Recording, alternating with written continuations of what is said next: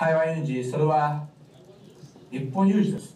すなわち日米同盟の有事でもあります。この点の認識を北京の人々は、とりわけ習近平主席は断じて見誤るべきではありません。日本と台湾、そして民主主義を講じるすべての国々は、習近平主席と中国共産党のリーダーたちに繰り返し誤った道に踏み込むなと訴え続ける必要があるのだと思います。軍事的冒険は経済的自殺への道でもある。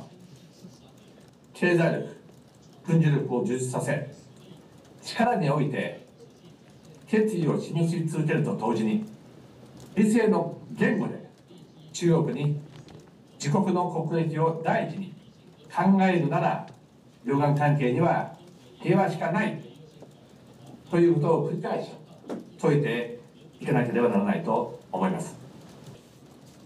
一度目を閉じて、真っ暗な状態、暗闇を思ってください。その状態を取り除くのにマシンガンは無力だと、私が尊敬するインドのモディ首相はかつて言ったことがあるんですけどね。